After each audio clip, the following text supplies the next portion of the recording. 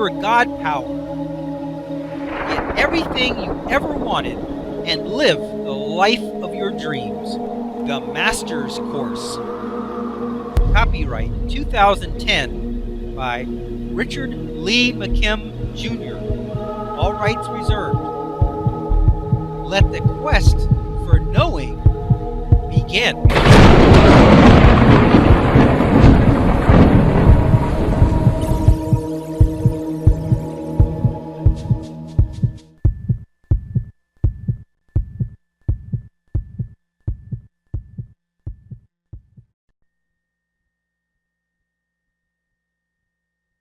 Vicki Nortuck's story in her own words. A Blind Woman's Near-Death Experience by Vicki Nortuck. Between 1947 and 1952, 50,000 babies were blinded by excess oxygen given to them in the newly developed airlock incubator. One of the clues to this tragedy was the discovery of the loss of peripheral vision among pilots breathing oxygen through air masks. I had been in the womb 22 weeks by December of 1950 when I was born at St. Luke Hospital in Pasadena, California. Weighing 3 pounds at birth, it was logical that I would be placed in one of the new incubators. Since then, for 43 years, I have seen no light, no shadows, nothing. The optic nerves to my eyes have been destroyed. When I dream with the same sensations I experience when I'm awake. There is no visual data. Other sensations such as touch and sound. But I have seen as you see. Twice I nearly died. And on those occasions, for the first time in my life, I saw. I left my body and saw. This is an account of my second near-death experience. On February 2nd, 1973, I was working as a singer and pianist at a restaurant in Seattle, Washington. It was 2 a.m. The owner, afraid of offending a drunk couple that had offered me a ride home, overruled my objections and insisted that I accept their offer. He refused to open up his office so I could get some change for the payphone to call a cab. He left, and no one else was going my way. I reluctantly accepted the ride. As we drove along, the driver mentioned he was seeing double. The VW bus weaved through the streets. Near the base of Queen Anne Hill, there was a squealing of tires and we spun out of control. The driver's wife yelled, "Oh my God, we're crashing!" Everything became very slow. I screamed. That was my last conscious, in-the-body awareness. Dazed and disoriented, I felt myself leave my body through my mouth. Time still seemed stretched and elongated. I was rising into the air above the street, confused. I saw my body briefly. There was an uncertain moment when part of me wanted to go back into it, but another part of me felt so neat being out. Then I returned. It was like returning to your house when you forget something. I don't remember the trip to Harborview Hospital. My first awareness in the emergency room was being up near the ceiling. I could see again. Through this near-death experience, I was in a state of stunned awe from seeing. In fact, it was so foreign to me that it was a continuous complication in my efforts to cope. But it was also like a foreign language that you don't understand, but that you ache to hear more of. Below me was a body on a cart I wasn't sure was mine. I was shocked and aghast. The hair length was mine, and a lot of it had been shaved off. This may not make sense, but it took me a long time to grow, and I loved my hair. It was like losing an important part of me.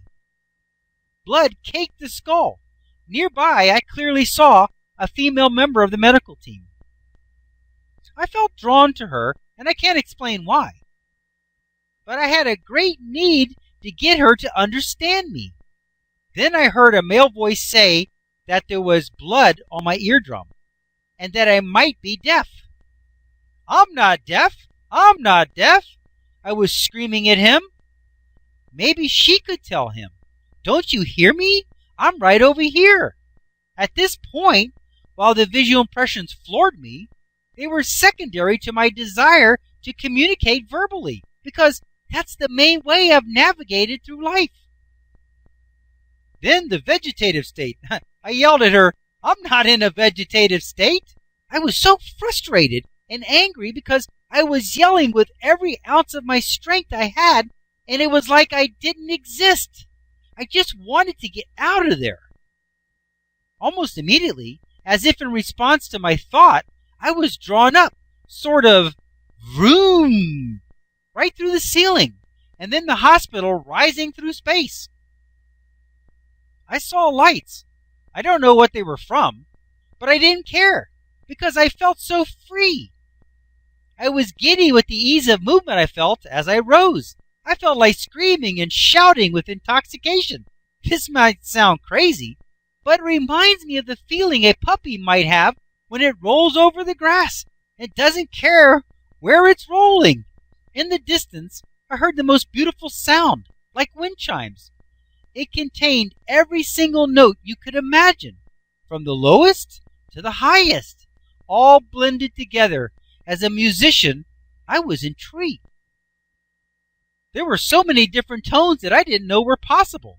I was awed.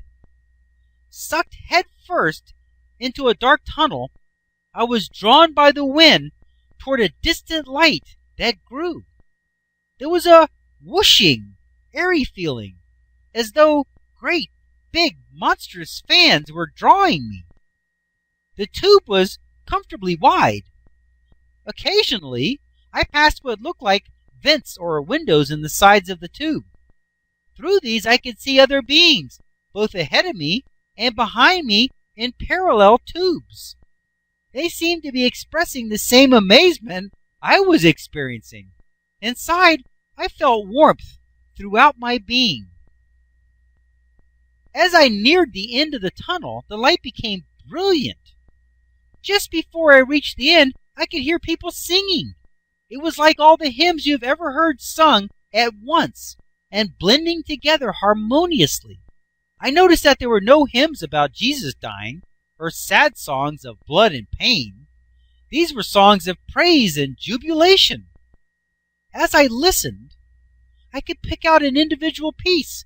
Somehow their combined singing was beautiful, not horrible. It was like what could be made in order there could be made in order here. The jubilation filled me.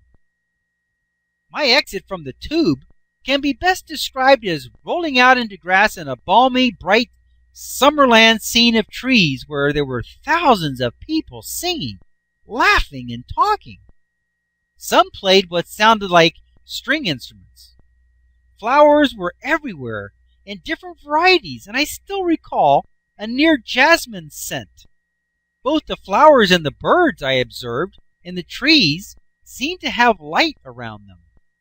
I also noticed that even among flowers and birds of the same kind, some had more light than others.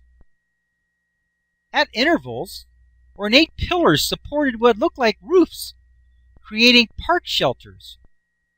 In the distance, a huge gate glowed, the brightest object in my field of vision. Then I saw Debbie and Diane coming toward me from the right, and Mr. and Mrs. Zilk approaching me from the left. I had been very close to Debbie and Diane at the Oregon State School for the Blind. Debbie had died from a hydrocephalic condition when I was 10. Diane had drowned in the bathtub next to my room from a muscle spasm 4 years earlier. Even blind kids can be cruel, and because Debbie was quite overweight, moved ponderously, and didn't talk very well, and because Diane would curse frequently at people, they were both shunned and made fun of by other kids. I felt sorry for both of them and reached out to them because of that. Miss Zilk had been an elderly next-door neighbor who babysat me when my grandmother had to work.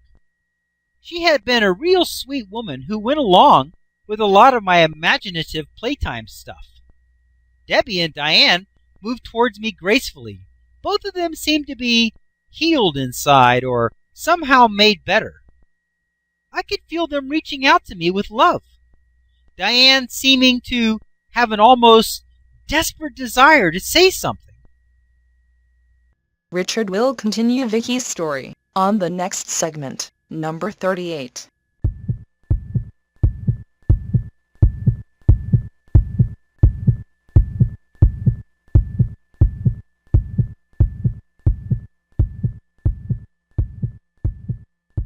To continue, go to How to Use Your God Power, chapter number 10, segment number 38.